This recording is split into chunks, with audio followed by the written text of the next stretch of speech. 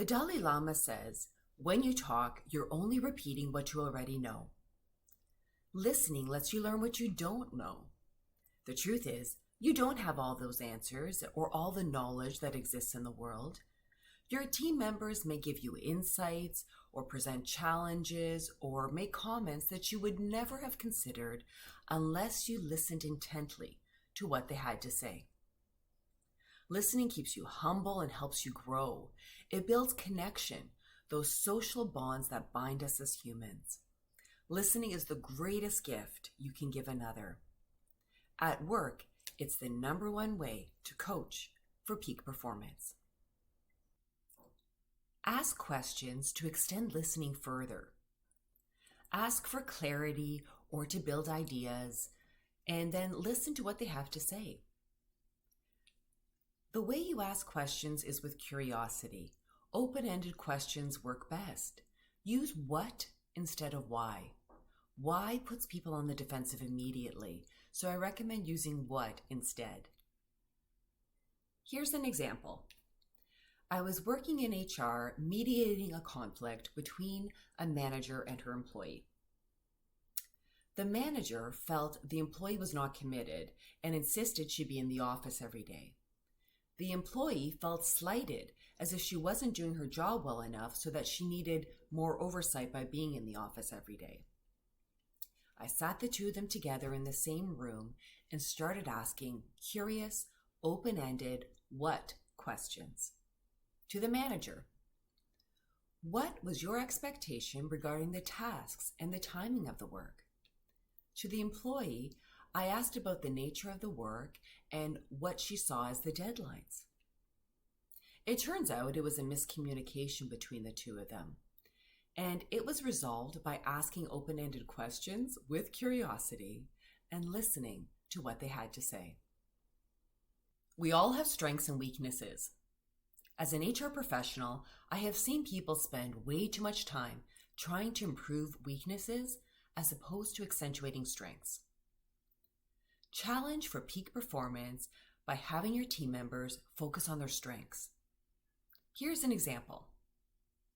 We were launching a charitable initiative and formed a steering committee. It quickly became apparent that each member had her own strengths. One was artistic, so we had her design the website. Another was a communicator, so she sent out the email blasts. A third was resourceful, so we asked her to prepare the collateral and get it ready for all the meetings. You get the idea. We got peak performance from this steering committee by having them focus on their strengths. Stretch your team members not by asking them to improve their weaknesses, by having them maximize their strengths. The best coaches acknowledge when a person does something well.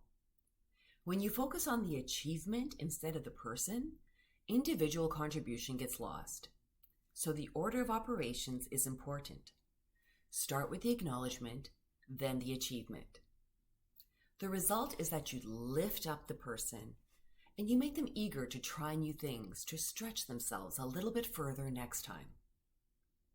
One time I was working in project management and I had a young grad with a graphic design background.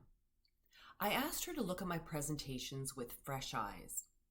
I ended up with presentations more visually appealing that were more easily understood by my clients. In the end, I acknowledged her design talent and it made her feel validated. And then I spoke about her achievement and applauded it. The result was better designed presentations. Moving forward, she was eager to participate more. No carrot or stick required. To get peak performance, coaches don't hold their employees accountable. Employees do. Here's why. If you dangle a carrot or clutch a stick, then the employee always needs external motivation in order to get something done. The real shift is moving someone from extrinsic to intrinsic motivation. That is self-propelled.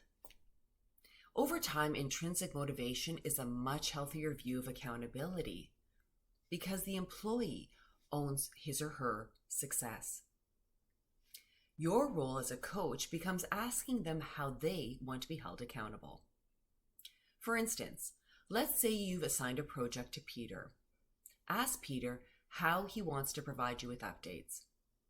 This simple phrasing shifts the onus to Peter and helps gently move him from extrinsic to intrinsic motivation.